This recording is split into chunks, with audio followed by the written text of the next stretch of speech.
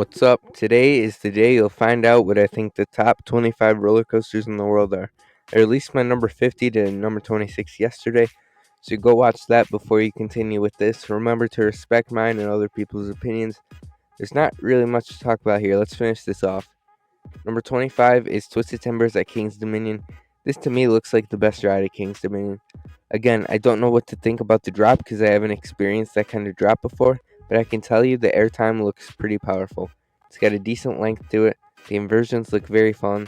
There's really nothing that looks bad about this coaster. It looks like it's in the top half of RMCs for sure.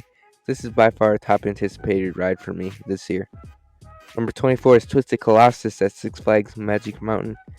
This looks to have it all. Great airtime, great drops, great inversions, and it's dueling. It's the longest RMC in duration if you include the lift hills by far because of the fact that you go through two sides, blue and green, which both look absolutely fantastic. There's not too many more adjectives to describe this as other than incredible. Number 23 is Ice Speed at Mirabelandia. It's an intimate blitz coaster with an insane looking launch, top hat, insanely whippy inversions, and some insane airtime and intensity. This is just another ride that really has it all, and this is definitely the best coaster in Italy. Number 22 is Red Fire at Corson Adasi. This is a clone of Ice Speed, but I separated it because this has lap bar, while Ice Speed has over the shoulder restraints. That can really make a difference in a coaster, and I think the same thing about this. Airtime, intensity, launch, great top hat. It'll be very hard to change my mind on this one. Number 21 is Helix at Berg. This is a Mack multi-launch roller coaster. I've never ridden a Mack multi-launch before, but this certainly looks like the best one from what I can tell. Both launches look awesome, despite Mack being known for having weak launches. The first drop is great as well. The inverted top hat looks like one of the best parts of the ride. It reminds me of a longer version of Time Traveler that doesn't spin, and it's much longer, so that bumps it up to number 21. Fantastic ride that's really high on my bucket list. Number 20 is Taiga at Linden Maki. This intimate bliss coaster is fairly new. It opened up in 2019. It kind of was a sneaky good coaster when it first opened, but then it became well known and it's absolutely elite. What a fantastic coaster that has everything: launches, airtime, inversions. It's barely better than Helix because of the top hat, from what I can tell, and the fact that Intamin probably does better at their launches. But a really nice looking coaster in Taiga. We'll have to see what Taylor thinks. Number 19 is Hyperion at Energylandia. This is an intimate hyper coaster, which looks underrated, honestly. It hasn't been getting as much love recently, but I absolutely adore this ride just based off of its POV. The airtime looks crazy. That turnaround, which is technically an inversion, looks very cool. And the pace of it and whole vibe of this coaster is spectacular. This is really high on my bucket list as well for a great reason. Number 18 is X2 at Six Flags Magic Mountain. The coaster that made Arrow bankrupt. Now, I know that I like airtime a lot better than intensity, so why is this ahead of Twisted Colossus? Well, I've ridden a free spin, and it's in my top 20 out of 124 total roller coasters, ahead of a ride like Mystic Timbers, and this is that ride absolutely on steroids. I think I'm going to love the heck out of this thing. In 2023, this thing may end up being in my top 30 out of what I've ridden in a couple of years if it doesn't be careful. This could very well be higher, we'll see. Number 17 is Expedition Geforce at Holiday Park. This is going to have insane airtime. Everybody who's ridden it says it wants you off the ride extremely bad. Like, it's mad that you're sitting on it. It looks like Millennium Force if it had airtime, and it looks to have a whole lot of it. What a fantastic looking coaster. There's a reason this is so high on everybody's bucket list. Hopefully it does not disappoint. Number 16 is Wildfire at Colmarden. Locals might go to the zoo to see some animals and maybe pet them or whatever. Keep in mind, I'm talking about GP locals. Then they'll see something in the distance and say, "What is that wooden structure?" Then they'll get closer and find out that it's a roller coaster. They'll be like, "Why is there a random wooden roller coaster at a zoo? It's all rough and crappy." But it's not any old rough and crappy wooden coaster. It's not rough and crappy at all. It's only tied the tallest wooden roller coaster in the world. It's only an RMC and one of the best RMCs out there. Stunning views, amazing drop, wicked inversions, relentless transitions, and airtime. What a spectacular looking roller coaster. Number 15 is T-Express at Everland, one of the intimate prefabricated roller coasters. Again, Taylor needs to ride this for 11-year-olds to really come up with their opinions on this. It's literally Balder, an elite coaster, with more added onto the layout. The drop may be top 5 in the world, and the airtime might be as well. Watching those airtime hills stuns me every time. I've seen a reverse POV, and they were absolutely flying out of their seats. Some complain about the pacing, but I look at it as a nice, long, insane airtime filled ride. Number 14 is Let Coaster at Legendia. This Vekoma Bermuda Blitz coaster has some airtime for not just days, they're for decades, you can tell. And the inversions look absolutely out of this world. The theming is very solid as well. The drop looks really good, the pacing looks phenomenal. I do wish it had better restraints like lap bars, maybe it could be higher. But it'll still be a world class roller coaster that looks like COVID to me. Absolutely sick. Number 13 is Iron Gwazi at Busch Gardens, Tampa, the new for 2021, highly anticipated RMC that was supposed to open last year. To some people, this is low. Actually, to some people, this is high. I don't care what some people think. This is my list. I'm going to stop mentioning what some other people may think. I rank it at number 13. It looks so good. The beyond vertical drop, technically. The outer bank turn, the death roll, the pacing. The purple is also very good looking on it as well. This ride doesn't really do anything poorly except for the length of the ride, which prevents it from moving up on my list. Number 12 is Velocicoaster at Universal Studios Islands of Adventure. This is another highly anticipated coaster that's opening this year. To me, it looks like it'll have literally everything you want in a coaster. Great launches, drop, airtime intensity, inversions, theming, good duration, good restraints, the list goes on and on.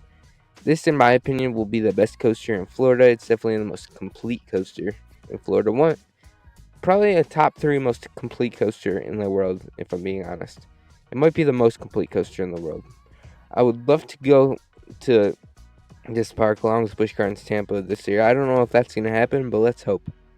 Because this ride is such a banger. I know that already. I've been waiting for that one coaster for so long now that combines amazingly insane thrills with awesome theming. And this is it. It's here. This is the ride we've all been waiting for. Speaking of waiting for, this is going to have lines that last a whole park day. But hopefully my boarding pass helps a little because I couldn't handle it the last time I went down to Universal. But we're getting off track here. Amazing looking coaster and Velocicoaster at 12. Number 11 is Zadra at Energylandia. The pacing on this looks deadly. The drop will be world class. The airtime looks deadly as well. The zero G stall um, is about to kick my butt, and I am so stunned every time I watch a POV of this thing. The airtime and pace of it just looks so good. It looks ever so slightly more relentless than Iron Gwazi, which is why I have it higher. Man, get me on this thing. I want to ride it so bad. It won't disappoint me, I know that. Alright, getting into the top 10 here is Hakuge at Nagashima Spyland. There's no other way to react to this coaster, but wow. This is a very long roller coaster with some airtime for centuries rather than for days or even decades. The pre-drop leading into this drop I know will cause an insane sensation in the back row. And Taylor said it's better in the front, I believe, so I guess it's better in the front. I don't know. We'll go with that. Either way, this new for 2019 RMC looks amazing, and once I actually do ride this one day, I'm gonna have a heart attack from how much fun I'm gonna have. I already know it. Number 9 is Conda at Wallaby, Belgium. I actually raised this up a few spots, but Conda is an intimate mega coaster that is hyped up to be a top roller coaster in the world. I agree that looks absolutely sick. I don't think it has enough to be number 1 or anything, but it could eventually. It definitely has that potential. The airtime moments might eventually make me like this a little more. Like once I see a POV of it, if I see the airtime, I might like it a lot more once a POV comes up. But whether I think it looks number 1 or not, this will be a top tier roller coaster that's anticipated for very good reason. I remember this being announced at IAPA, and I'm so thrilled that it's finally opening this year. I can't wait to hear some people's thoughts on it, especially Taylor's, so that I can form a true opinion on it. Number 8 is the Voyager Holiday World. This ride has gotten so much hype recently from this past Hollywood Nights, and I'm really hoping I can finally hit up Hollywood Nights this year. Trimless voyage at night with a bunch of coaster enthusiasts sounds like a dream. You know how much I love my gravity groups, and this thing will be king of them all. It's such a long roller coaster and keeps a really good pace throughout the entire ride. My opinion on this has been up and down over the years, but it's always been in this general spot, despite new coasters opening up. Hats off to the Voyage. Wouldn't be too shocked if it was my number 1. I guess we'll see. Number 7 is El Toro at Six Flags Great Adventure. Many people have explained this as wooden Sky Rush, and I love me some Sky Rush, so give me it, please. It's longer and it'll definitely be better. I wanted to ride it in 2018, but I knew that wasn't a possibility. Then in 2019, I thought maybe late in the year I could have gone. Then last year, that was the plan, but COVID happened and I never went. Basically, went to Dollywood instead, which I'll take. But this year is 100% the year that I'll be riding it, as long as another virus doesn't pop up from somewhere. And I've heard this gets some short lines considering it's El Toro. Man, I can't wait. It has some number 1 potential. Number 6 is Pantheon at Busch Gardens Williamsburg, aka Williams Glurgh. I mean, this is hard to predict because there's no POV out for it yet. However, this thing is going to be a masterpiece. Launch forwards and backwards, a top hat, insane inversions, wicked outer bank, some other really cool off-axis elements. This ride does so much so well, and to me this is the best new for 2021 coaster out there. I didn't believe the hype at first, but now that I really look at the animated POV and take it in, now that it's finished, I realize that this ride will go down as a legend. Absolutely fantastic ride that I plan on getting on this year. Number 5 is Anaconda at China Dinosaurs Park. This is an SNS 4D roller coaster. It's X2 but made by SNS and a lot more insane. Bigger, faster, more spinning, more terrifying. These coasters look like the most insane along with Skyrush just because of the spinning while dropping and inverting and turning and everything it does. It's self-explanatory once you watch it. It's the best coaster in China and there's no way I could put this ride at any lower. Number 4 is Ichinaika at Fuji-Q Highland. This is basically Dinoconda, just even more insane. It's also an SNS 4th dimension roller coaster. Just this time it flips more, it looks more intense, and it's even taller. These rides are really the most insane you can get in a whole lot of ways. Number 3 is Steel Vengeance at Cedar Point. Everybody's religiously number 1 coaster, including me, until I rode another coaster, and everybody else changed their minds when Taylor said it wasn't his number 1 anymore. Even though this ain't my number 1 anymore, I actually think the ride was possibly running better than ever in 2020. I had my best ride on it at sundown this past year, and oh my goodness, I mean, it's just a masterpiece of a roller coaster. This ride is seriously GOAT status. Most airtime on Earth, extremely relentless, best drop I've experienced. The length is one of the things that does it for me. You look at rides like Zadra and Iron Glassy and think, well, why are they not up here with it? Well, they're just not as long. Steve really never ends, and it still has some excellent pacing with it. I really enjoy this coaster. It's actually my most ridden coaster, and I'm not complaining one bit about that. Number 2 is DC Rivals at Warner Bros. Movie World. I mean, this is definitely in the very top tier for roller coasters on my bucket list. It's a Mack hypercoaster that has a fantastic looking drop, really insane airtime. The non-inverting loop looks way too good. And the fact that you can pay to ride this thing backwards as well just pushes it over the top. I can't even express into words how crazy I think that would be. There's absolutely no way this isn't a top 5 coaster in the world at the moment. This could be number 1, but for right now, I'm going the safe route.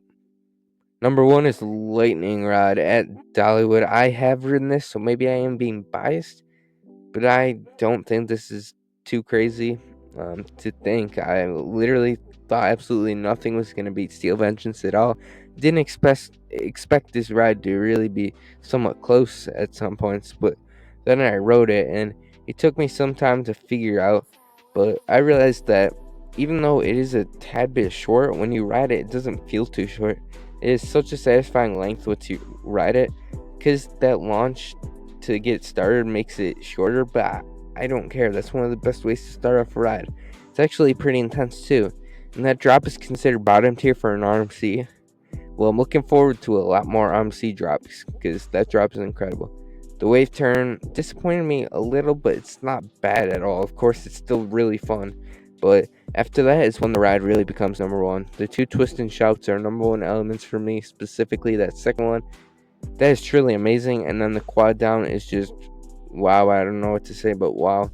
This airtime is as powerful as airtime can possibly get, and it's all being done while racing through the woods of the Smoky Mountains. Absolutely incredible views while you're doing some world-class elements. To me, this has got to be number 1, and since Taylor has this as his number 1, more people are starting to agree with me. I'm just really hoping it's just as good with the steel track at the very beginning and very end, and I hope the landscape around it will still be pretty cool. Alright, that'll conclude my top 50 roller coasters in the world prediction. Hopefully you enjoyed these 2 videos. I worked hard on them. Let me know your opinions and what other videos you'd like me to do. Thank you so much for watching. Please like, comment, subscribe, and I will see you later.